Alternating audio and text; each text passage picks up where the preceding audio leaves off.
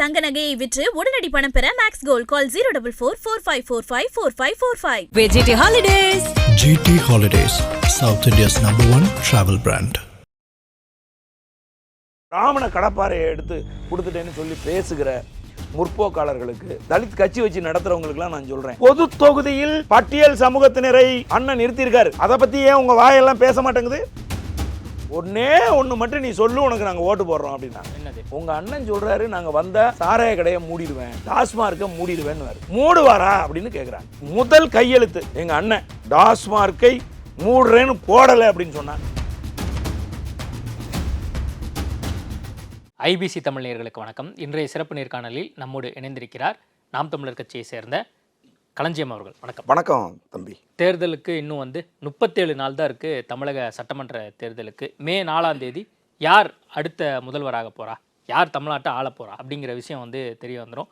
நாம் தமிழர் கட்சி தொடர்ந்து கிட்டத்தட்ட 234 வேட்பாளர்களையும் முன்னாடியே அறிவித்து மக்களை சந்திச்சுட்டு இருக்கீங்க. நாம் தமிழர் கட்சியை பொறுத்த வரைக்கும் தனித்து போட்டி அப்படிங்கிற ஒரு நிலைப்பாடு தொடர்ந்து கடந்த முந்தைய தேர்தல்களிலிருந்து இதே ஒரு நிலைப்பாட்டை வச்சிருக்கு. இந்த தேர்தல் நாம் தமிழர் கட்சிக்கு எந்த மாதிரி களத்தில் சாதகமான சூழல் இருக்கிறத நீங்கள் பார்க்குறீங்க? மக்கள் ஏக்கத்தோடு இருக்காங்க.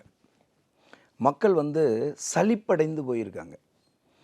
அந்த திமுக அதிமுக சரியில்லை அப்படின்னு சொல்லி தான் திமுகவுக்கு வாக்களித்தாங்க. இன்றைக்கி இந்த கடந்த 15 நாட்களில் பார்த்திங்கன்னா, நாங்குநேரியில் கொலை, சிவகங்கையில் கொலை, கிருஷ்ணகிரியில் கொலை, மதுராந்தகத்தில் ஒரு பாலியல் கொடுமை, ரெண்டாவது படிக்கிற பிள்ளையை கூட்டு பாலியல் பண்ணுறாங்க. 2 வயது குழந்தைய ஒரு திமுககாரர் பாலியல் தொல்லை கொடுத்து அந்த பெண்ணை கொன்று இருக்கிறாரு.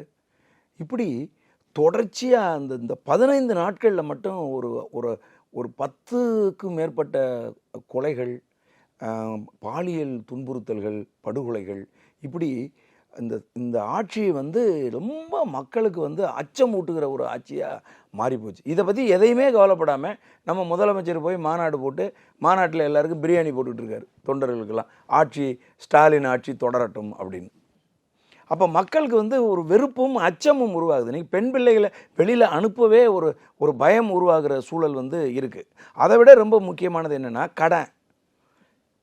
இவங்க கடனை வாங்கி மக்களுக்கு நான் இலவசம் கொடுக்குறேன் அப்படின்னு சொல்லி இலவச பேருந்து, இலவசமாக பள்ளிக்கூடத்தில் படிக்கிற பிள்ளைங்களுக்கு 1000 ரூபா, காலேஜில் படிக்கிற பிள்ளைங்களுக்கு, வீட்டில் இருக்கிற பெண்களுக்கு 2000 ரூபா அப்படின்னு சொல்லி இப்போ திடீர்னு தேர்தல் வருதுன்னு தெரிஞ்சே ஒவ்வொருத்தருக்கும் 5000 அவங்க போட்டு விட்டது.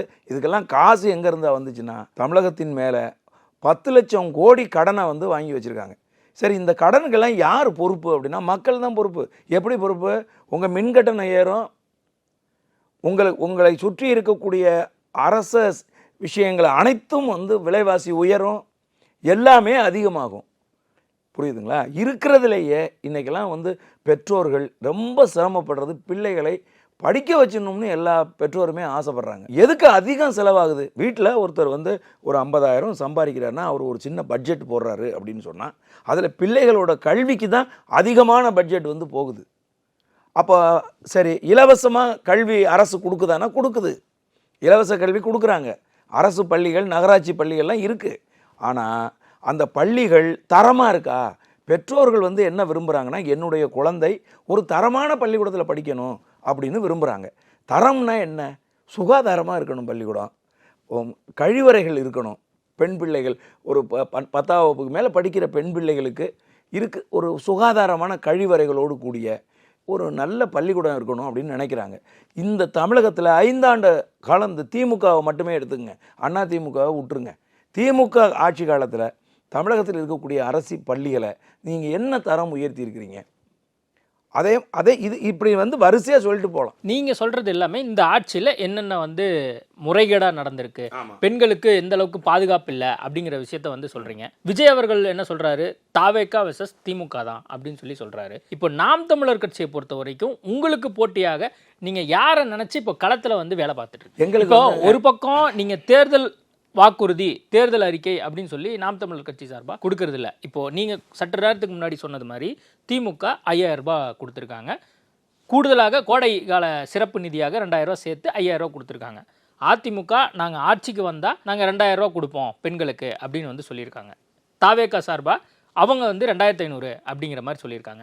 நீங்கள் என்ன சொல்கிறீங்க? ஒட்டுமொத்தமாக நாங்கள் ஆட்சிக்கு வந்தால் நாங்கள் இப்படியெல்லாம் பண்ணுவோம் அப்படின்னு நீங்கள் சொல்கிறீங்க. அது வந்து மக்கள் மத்தியில் எந்த அளவுக்கு இம்பேக்டை கிரியேட் பண்ணுன்னு நீங்கள் நினைக்கிறீங்க? இப்போ எல்லா கட்சிகளுமே தேர்தல் நேரத்தில் தேர்தல் வாக்குறுதிகள் கொடுப்பாங்க.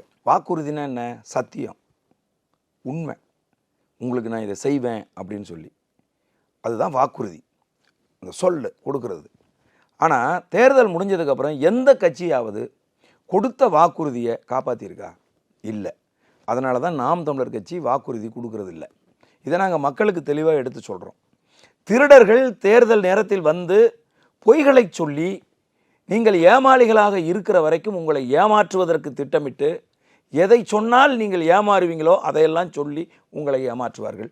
நாம் தமிழர் கட்சி ஆட்சி வரைவு கொடுக்குது. நாங்கள் ஆட்சிக்கு வந்தால் இதெல்லாம் செய்வோம்.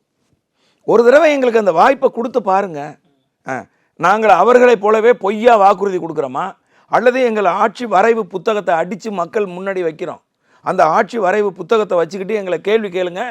நீ கல்வின்னு சொன்னால் இப்படி சொன்னியே, மருத்துவம்னா இப்படி சொன்னியே, வேளாண்மை என்றால் இப்படி சொன்னியே, வேலை வாய்ப்பு என்றால் இப்படி சொன்னியே, தற்சார்பு பொருளாதாரம்னா இப்படி சொன்னியே, ஏன் இதெல்லாம் செய்யலைன்னு கேளுங்க. ஒரு 5 ஆண்டுகளை எங்களுக்கு கொடுத்து பாருங்க.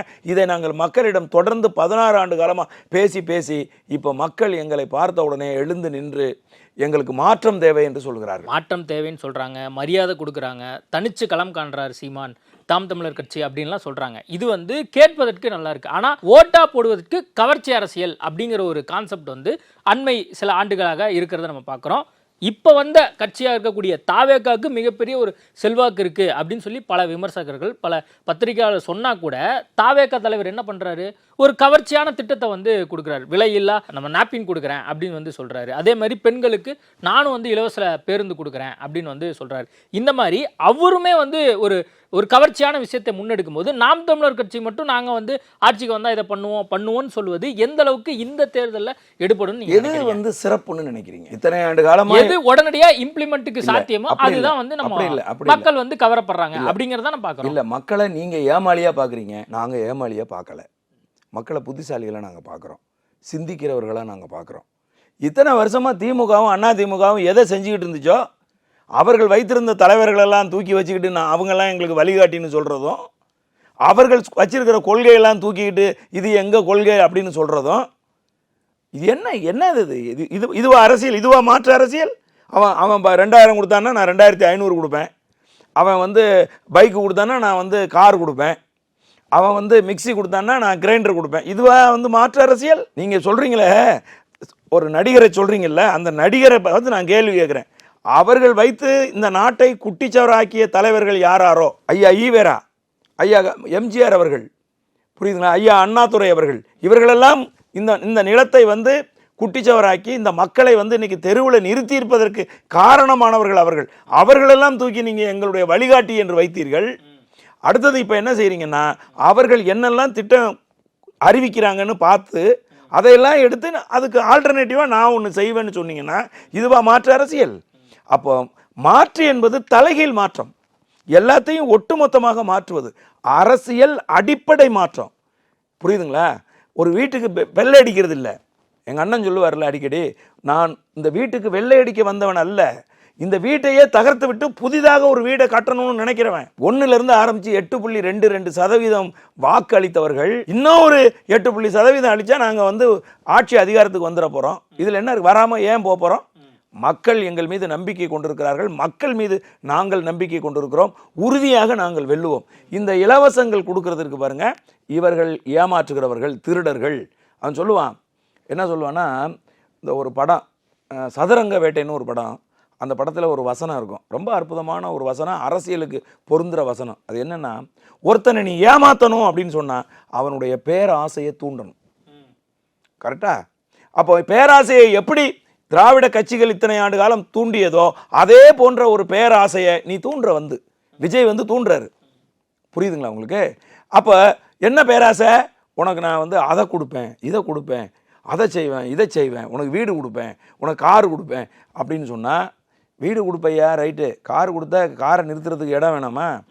புரியுதா உங்களுக்கு? இன்றைக்கு இளைய தலைமுறை பிள்ளைகள் கடுமையாக யோசிக்கிறாங்க. அதுவும் விஜய் மீது சமீபத்தில் இருக்கக்கூடிய விமர்சனங்கள் எல்லாம் அவர் இந்த ஊடகங்கள் மட்டும்தான் அவர் ஒரு ஆளுன்னு பேசிகிட்டு இருக்கு. மக்கள் மத்தியில் அவரெல்லாம் தூக்கி வீசிட்டாங்க. எப்போ அவர் வந்து இந்த பல்வேறு குடும்ப சிக்கல்கள் போன்றவைகள் அவர் வாழ்க்கையில் வந்து உருவாச்சோ, அந்த சிக்கல்கள் எல்லாம் பொது வெளியில் வந்து அவர் தவறாக பேசினாரோ, அப்போவே வந்து பெண்கள் எல்லாம் தூக்கி தூர போட்டாங்க. நாங்கள் களத்துக்கு போகிறோம்ல, டெய்லி என்ன சொல்றாங்க இப்போ களத்துல திமுக ஆல்ரெடி வந்து தம்பி நல்லா வேரூன்றி இருக்கு, அதிமுகவும் கிட்டத்தட்ட அதே மாதிரி தான். உங்களுக்கு டிஸ்டர்ப் பண்ணக்கூடிய ஒரு கட்சியாக தாவேகா கிடையவே கிடையாது. எங்களுக்கு கூட நம்ம பார்க்கிறோம். இங்க பாருங்க, நல்லா தெரிஞ்சுங்க, நாங்கள் சித்தாந்தவாதிகள். நாங்க வந்து தனி மனிதர்களோட கம்யூனிஸ்ட் கட்சி கூட சித்தாந்தவாதி கட்சி தான் சொல்லுவாங்க. இல்லங்க, அப்படி கிடையாதுங்க. நாங்க செஞ்சிருக்கிறத கம்யூனிஸ்ட் கட்சி செய்யல. நாங்க வந்து இந்த நிலப்பரப்பில் 60 ஆண்டு காலமாக இருந்த ஒரு தத்துவத்தை, ஒரு கோட்பாடுன்னு சொல்லிக்கிட்டு இவங்க பொய்யா ஏமாத்திக்கிட்டு இருந்த ஒரு தத்துவம் திராவிடம் என்கிற தத்துவம், அந்த தத்துவத்தை தகர்த்து தமிழகத்திலிருந்து வேரோடு பிடுங்கி வீசணும்னு வந்தவங்க நாங்கள் இங்கே வெற்றி தோல்விக்காக வந்தவங்க கிடையாது. நல்லா தெரிஞ்சுக்கங்க, வெற்றி தோல்விக்கு வந்தவர்களும் இல்லை, எந்த தனி மனிதனை எதிர்த்து சண்டை போட்டு கட்டி உருள்றதுக்கு நாங்கள் வந்தவர்கள் இல்லை. இந்த நிலப்பரப்பை சீரழித்து கொண்டிருக்கக்கூடிய ஒரு வார்த்தை திராவிடம் என்கின்ற கருத்தியலை வேரோடு தூக்கி வீசணும்னு தான் அந்த திராவிட கருத்தியலின் பிதா மகனை நாங்கள் அடித்து நொறுக்கணும். உங்களுக்கு தாண்டா நீங்கள் சொல்கிறது மாதிரி இது பெரியார் மண்ணுன்னு நீங்கள் சொல்கிறீங்கடா, பெரியாரே எங்களுக்கு மண்ணுடான்னு நாங்கள் ஏறி அடித்ததுக்கு காரணமே அந்த அந்த தத்துவ கோட்பாட்டு யுத்தம் தான். அதனால் நாம் தமிழர் கட்சி இவன் எனக்கு எதிரி, அவன் எனக்கு எதிரி இல்லை. எங்களுக்கு ஒரு தத்துவம் எதிரி, எங்களுக்கு ஒரு கொள்கை எதிரி, எங்களுக்கு ஒரு கோட்பாடு எதிரி. அந்த கோட்பாட்டை அடித்து வீழ்த்தணுங்கிறதுக்காக நாங்கள் இன்றைக்கு களத்தில் நிற்கிறோம். அதுக்கு இப்போ விஜயும் அதே கோட்பாட்டோடு வர்றார், அதே திராவிட சிந்தனையோடு வர்றார், அதே திராவிட பிதா மகன்களை தூக்கிட்டு வர்றாரு. அவர்கள் சொல்லுகிறதையே இவரும் சொல்கிறார். என்ன மாற்று நீயே? அதான் திமுக சொல்லுதையா இலவசம் கொடுப்பேன்னு, அதான் அதிமுக சொல்லுது, அப்படின்னு நீ வந்து இலவசம் கொடுக்கறது. அதனால் இதெல்லாம் ஒன்றுங்க, எங்களுடைய தத்துவத்துக்கு எங்கள் கோட்பாட்டுக்கு எதிரியாக இவர்கள் எல்லோரும் இருப்பதால் இவர்கள் எல்லோரும் எங்களுக்கு எதிரி தான். நாங்கள் தனித்து நிற்கிறோம்.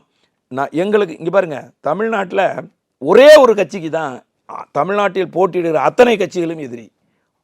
அந்த கட்சி நாம் தமிழர் கட்சி. எங்களுக்கு தான் அதிமுக கூட்டணி, திமுக கூட்டணி, அதுக்கப்புறம் புதுசாக வந்திருக்கிற விஜய், இவங்க எல்லாருமே ஒரே சிந்தனை கொண்டவர்கள், ஒரே கோட்பாட்டின் கீழ் இயங்குகிறவர்கள். அவர்கள் எங்கள் கோட்பாட்டுக்கு நேர் எதிராக இருக்கிறதுனால இவர்கள் அனைவருக்கும் நாங்கள் எதிரிகள். இவர்கள் அனைவரையும் வீழ்த்தாம தமிழகத்தில் ஒரு புதிய அரசியல் சிந்தனையை வேரூண்ட முடியாது. லட்சக்கணக்கான இளைஞர்களை நாங்கள் இன்றைக்கு சிந்திக்க வைத்திருக்கிறோம். லட்சக்கணக்கான இளைஞர்களுக்கு மாற்று அரசியல் அறிவு ஊட்டி இருக்கிறோம். இன்னைக்கு தமிழகம் முழுதும் நாம் தமிழர் கட்சி தம்பி தங்கைகள் இன்னைக்கு வந்து வைக்கிற வாதங்களை எதிர்கொள்ள முடியுமா? நீங்கள்லாம் நாம் தமிழர் கட்சிக்கு நாங்கள் ஏன் ஓட்டு போடணும் அப்படின்னு மக்கள் வந்து நினைப்பாங்களே. சீமான் நல்லா பேசுறாரு, நிறைய புதியவர்களுக்கு வாய்ப்பு கொடுக்குறாரு, படித்தவங்களுக்கு வாய்ப்பு கொடுக்குறாரு, சமமாக பெண்களுக்கும் ஆண்களுக்கும் வந்து போட்டியிடுறதுக்கான வாய்ப்புகள் கொடுக்குறாரு. இதெல்லாம் இருந்தாலும் கூட நாம் தமிழர் கட்சிக்கு ஏன் வாக்களிக்கணும் அப்படிங்கிற ஒரு பார்வை வந்து எல்லாத்துக்கும். இப்போ நாங்கள் சாதாரணமாக சொல்கிறோம், சாதாரணமாக என்ன சொல்கிறோம்னா, ஆரம்ப கல்வி முதல் ஆராய்ச்சி கல்வி வரை இலவசமாக கொடுப்போம், தரமாக கொடுப்போம். படித்து முடித்த உடனே நீ படித்த படிப்புக்குரிய வேலையை நாங்கள் ஏற்படுத்தி கொடுப்போம். அந்த வேலைக்குரிய சம்பளத்தை உங்களுக்கு நாங்கள் கொடுப்போம். அதை வாங்கி பெருமை மிக்க, யாருக்கிட்டையும் கையேந்தாத, தன்மானம் மிக்க ஒரு வாழ்க்கை நீ வந்து வாழலாம் அப்படின்னு நாங்கள் சொல்கிறோம். நீங்கள் சொல்கிறது எல்லாமே அரசியல் புரிஞ்சவங்களுக்கு இது புரியும், அல்லது வந்து இதெல்லாம் படித்து தெரிஞ்சவங்களுக்கு புரியும், சில இளைஞர்களுக்கு புரியும், அரசியல் மேலே நாட்டம் உள்ளவங்களுக்கு புரியும். தாவேகாவாக இருக்கட்டும், அல்லது திமுகவாக இருக்கட்டும், அல்லது அதிமுகவாக இருக்கட்டும், அவங்கெல்லாம் ஒரு அறிக்கை கொடுக்குறாங்க. அவங்களுடைய அந்த சோஷியல் மீடியா பிளாட்ஃபார்ம்லையாக இருக்கட்டும், அல்லது அங்கே போகின்ற இடத்துல வந்து அவங்க டிஸ்பிளே பண்ணுறாங்க, நாங்கள் என்னென்ன கொடுக்க போகிறோம், நாங்கள் ஆட்சிக்கு வந்தால் என்னென்ன பண்ண போகிறோம் அப்படின்னு வந்து அவங்க சொல்கிறாங்க. உதாரணத்துக்கு தாய்மாமன் தங்க மோதிர திட்டம் அப்படின்னு சொல்லி விஜய் அவர்கள் ஒரு அறிவிப்பு கொடுக்குறாரு. அதே மாதிரி திமுக சார்பாக அவங்க வந்து சில மோதிரம் எவ்வளவு இப்போ வந்து கிட்டத்தட்ட 1,15,000 வரைக்கும் அவர் கொடுக்கிற தங்க மோதிரத்தோட அளவு எவ்வளவு, அதெல்லாம் வந்து வரக்கூடிய நாட்கள்ல டீடைலா சொல்லுவாங்க. நான் என்ன கேக்குறேன், இல்ல டிஸ்ப்ளே பண்றாங்கல்ல சார், நான் கேக்குறது என்னன்னா டிஸ்ப்ளே பண்றாங்க, ஒரு நிமிஷம் போற இடங்கள்ல அது ஏமாற்று என்பதை நான் சொல்லி ஏமாற்றாவே இருக்கட்டும். நான் என்ன கேக்குறேன், இப்போ நீங்க ஒரு வேட்பாளர், மற்ற கட்சிகளும் இதே மாதிரி வேட்பாளர்களை உங்களை மாதிரி வந்து அறிவிச்சிருக்காங்க. அப்படிங்கும்போது அவங்க போய் சொல்றாங்க, எங்களுக்கு நாங்க இந்த ஸ்கீமை வந்து இம்ப்ளிமெண்ட் பண்ண போறோம் அப்படின்னு சொல்லி. ஆனா நீங்க இப்போ ஒரு விஷயத்த சொன்னீங்கன்னா, மாற்று அப்படிங்கிற அடிப்படையை பத்தி நீங்க ஒரு 10 நிமிஷம் பேசுனீங்கன்னா அவன் உட்கார்ந்து கேட்கற அளவுக்கு அவன் ரெடியா இருக்கானா? நீங்க டிஸ்ப்ளே பண்ணி ஈஸியா வந்து மற்ற கட்சிகள் மாதிரி பண்ணிட்டு போயிட்டீங்கன்னா உங்களுக்கு ஈஸியா இருக்கும் வாக்கு படுறது. இல்ல அப்படி கிடையாதுங்க. இருக்கிற குட்டையிலேயே நீங்கள் போய் குழின்னு நீங்கள் சொல்கிறீங்க, நாங்கள் ஏற்க மாட்டோம். இப்படி கைடு பண்ணுற ஏகப்பட்ட பேரை நாங்கள் சந்திச்சிட்டோம். புரியுதுங்களா? மக்களை நம்பி களத்தில் நின்று நாங்கள் வெற்றி மேல் வெற்றி அடைஞ்சிக்கிட்டே இருக்கிறோம்.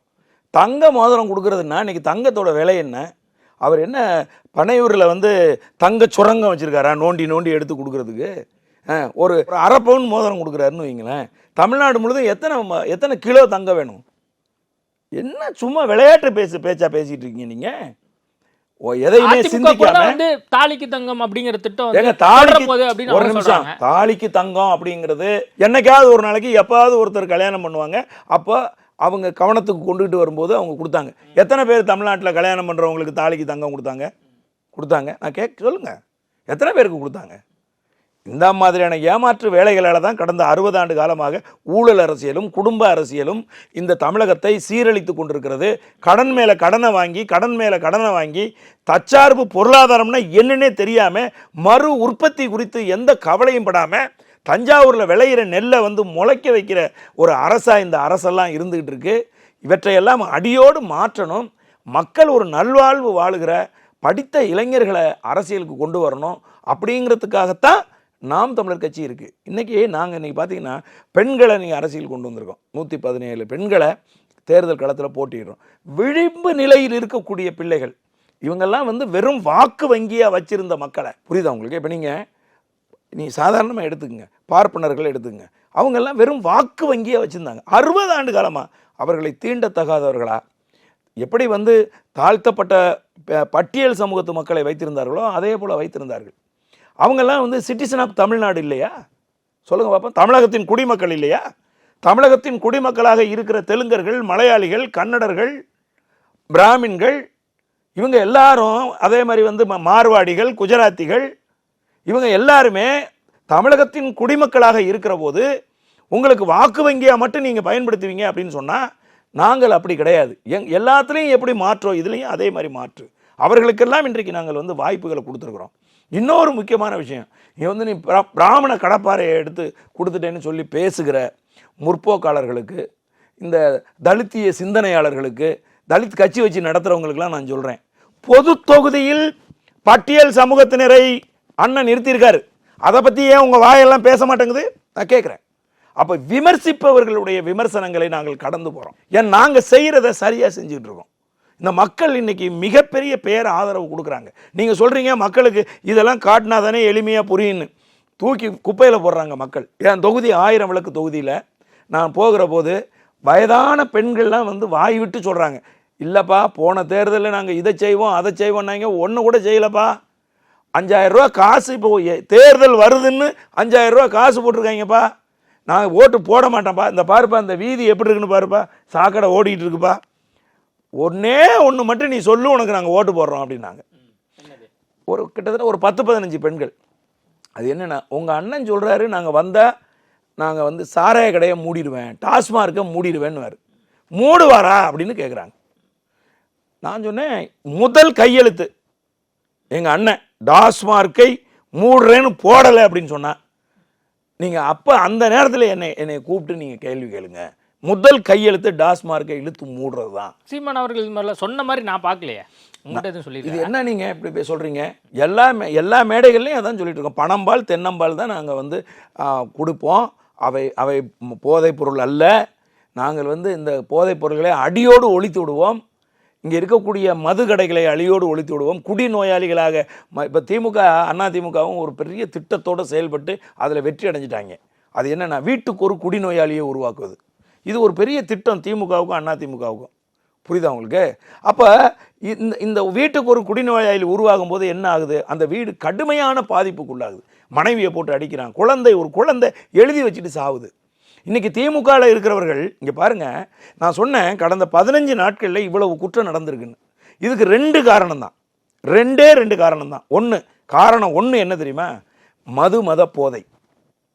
இந்த மது போதை, மதுவும் போதையும் தான் இந்த குற்றங்கள் அனைத்துக்கும் காரணமாக இருக்குது. ஒரு ஒரு ஒரு ஒரு ஒரு ஒரு ஒரு பட்டாக்கத்தியை எடுத்துகிட்டு போயிங்க, ரோட்டில் நிற்கிறவனெலாம் வெட்டுறாங்க. அதில் ஒருத்தன் மாற்றுத்திறனாளிங்க மதுராந்தகத்தில், இன்னொருத்தன் ஒரிசாவிலேருந்து வேலை செய்ய வந்தவங்க. நீ பேசுகிற மொழி கூட அவனுக்கு தெரியாதுங்க. ஒரு அப்பாவிங்க, பொழைக்க வந்தவன். என்ன காரணத்தினால வெட்டினாங்க? போதை, கஞ்சா, இது ஒரு காரணம். இன்னொரு காரணம் திமுக காரங்கிற திமிரு. 2 வயசு குழந்தையை கற்பழித்து கொலை செய்தவன், வெக்கக்கேடு, அசிங்கம், கேவலம். அவன் திமுக காரன், கழுத்துல திமுக துண்டை போட்டுக்கிட்டு திமுக காருக்கிட்டு அப்படி நிற்கிறான். அப்ப இந்த அசிங்கங்களை எல்லாம் மக்கள் வெறுக்கிறார்கள், ஏற்க மறுக்கிறார்கள். அதனால தான் அவங்க மாற்று அரசியல் சிந்தனை அவங்களுக்கு வருது. இன்மை இலவசத்தை கொடுத்து இலவசத்தை காட்டி பட்ட இந்த கவர்ச்சி அரசியலை சொல்லி இனி வேலைக்கு ஆகாது, வேலைக்கு ஆகவே ஆகாது. இப்போ நாம் தமிழர் கட்சிக்கு வாக்களிக்கணும் அப்படின்னா ஏன் வாக்களிக்கணும்? அதில் ஏதாவது முக்கிய காரணங்கள் ஏதாவது இருக்கா? இப்போ அதிமுகவோ திமுகவோ தாவேகாவோ அவங்க வந்து சில வாக்குறுதிகளை, கவர்ச்சியான வாக்குறுதிகளை சொல்லி ஈஸியாக வந்து கவர்ந்துட முடியும். அந்த மாதிரி ஒரு கவர்ச்சியான ஒரு விஷயம் ஏதாவது நாம் தமிழர் கட்சிக்கிட்ட இருக்கா? நாங்கள் சொல்கிறது எல்லாமே கவர்ச்சி தாங்க. ஒன்று வந்து நாங்கள் வந்த உடனே மது கடைகளை, இந்த சாராய கடைகளெல்லாம் இழுத்து மூடிடுவோம் அப்படின்னு சொல்கிறோம். இங்கே இருக்கக்கூடிய வள கொள்ளைகளை தடுத்து நிறுத்திடுவோம் அப்படின்னு நாங்கள் சொல்கிறோம். தற்சார்பு பொருளாதாரத்தை முன்வைத்து பொருளாதார உற்பத்தியை மேம்படுத்துவோம் அப்படின்னு நாங்கள் சொல்கிறோம். பெண்களுக்கான உயரிய பாதுகாப்பை நாங்கள் கொடுப்போம். அதனுடைய தொடக்கமாக தான் பெண்களுக்கு அரசியல் அதிகாரம் இந்திய நிலப்பரப்பில் யாருமே கொடுக்காத அரசியல் அதிகாரத்தை நாங்கள் கொடுத்துருக்கிறோம். நான் அப்படி கேட்கல. நான் என்ன கேட்குறேன், நான் ஆட்சிக்கு வந்து 2000 3000 அப்படின்னு திமுக அதிமுக தாவேகா சொல்லுதுல, அந்த மாதிரி கேட்குறேன். நாங்கள் சொல்றது கேளுங்க. பஸ்ல இலவசமா வந்து போடுறாங்க சார் பெண்களை, அந்த மாதிரி கேட்குறேன் சார். அந்த மாதிரி ஏதாவது சொல்லுங்க சார். இல்லைங்க, எங்க மக்களை 60 ஆண்டு காலமா நீ ஆட்சி செய்து இன்னும் உன்னிடம் பிச்சை எடுக்க வேண்டிய நிலையில் வைத்திருப்பது அவமானகரமானது. உனக்கு ஆட்சி செய்ய தெரியலன்னு அர்த்தம். புரியுதா? இந்த மக்களை தன்மானத்தோடு வாழ விடாம இன்னமும் கையேந்த வைக்கிற ஒரு நிலைக்கு நீங்க வச்சிருக்கீங்க அப்படின்னு சொன்னா அது அசிங்கம், கேவலம். நாங்கள் அப்படி வைக்க மாட்டோம். உங்களை ரோட்ல நின்று எங்களுக்கு எப்போ 5000 கொடுப்ப, எப்போ 2000 கொடுப்பேன்னு உன்னை கையேந்தி நிற்கின்ற நிலைக்கு இந்த மக்களை நாங்கள் கொண்டு போக மாட்டோம். அவர் சம்பாரிச்சு அவரவர் நிம்மதியா தன்மானத்தோடு வாழுகிற ஒரு வாழ்க்கையை நாங்கள் ஏற்படுத்தி கொடுப்போம். இப்பயுமே தன்மானத்தோடு தான் மக்கள் வாழ்றாங்க. 5000 வாங்கிட்டு 3000 வாங்கிட்டு 1000 ரூபா வாங்கிட்டு நான் எந்த கட்சிக்கு ஓட்டு போடணும்னு நினைக்கிறோமோ அந்த கட்சிக்கு தான் நாங்கள் ஓட்டு போடுவோம் சொல்றேன். ஒருத்தன் கொடுக்குற காசை கையேந்தி வாங்குறது தன்மானமா? நான் எங்க காசை அரசாங்கம் கொடுக்குது, நான் வாங்கிக்கிறேன். இல்லைங்க, அவ்வளவுதானே. அப்படிதானே யோசிக்கிறேன். இல்ல, நான் சொல்றதை கேளுங்க. இது ரெண்டுக்கும் உள்ள இன்டர்லிங்க வந்து நாங்க விளக்கி சொல்றோம். அதை நீங்க புரிஞ்சுக்கிறணும். உனக்கு அவன் கடனை வாங்கி உனக்கு காசு தர்றான், அந்த கடனை நீ தான் அடைக்கணும். உனக்கு அது மறைமுகமா இருக்கு. உன் மின் கட்டணத்தை உயர்த்துறான், வீட்டு வரியை உயர்த்துறான், விலைவாசியை உயர்த்துறான், நீ சாப்பிட்ற அரிசியின் விலையை உயர்த்துறான், நீ போடுற சட்டையின் விலையை உயர்த்துறான். உயர்த்தி அதிலிருந்து பணத்தை எடுத்து இந்த கடனை அடைக்கணுங்கிறான். அடைக்கிறான்னு கேட்டால் அதையும் அடைக்கிறது இல்லை. மத்திய அரசு இங்கே இருக்கக்கூடிய பட்டியல் சமூகத்து மக்களுக்கு அவர்களை ஒரு கட்டத்திலிருந்து அடுத்த கட்டத்துக்கு உயர்த்தி கொண்டு வரணுங்கிறதுக்காக ஒதுக்குற நிதியெல்லாம் எடுத்து இவன் இலவசமாக கொடுத்துட்டு உட்காந்துருக்கு திமுக. புரியுதா நான் சொல்றது? அப்போது நீங்கள் செய்கின்ற இந்த மாதிரியான திருட்டு வேலைகளை செய்து இந்த மக்களை கையேந்து விட்டுருக்கீங்கிறேன். கையேந்து நிற்கிற நிலையிலிருந்து அவர்களை நாங்கள் மாற்றுவோம். இதுதான் நாங்கள் தொடர்ச்சியாக முன்வைத்திருக்க கொண்டு வருகிற கோட்பாடு.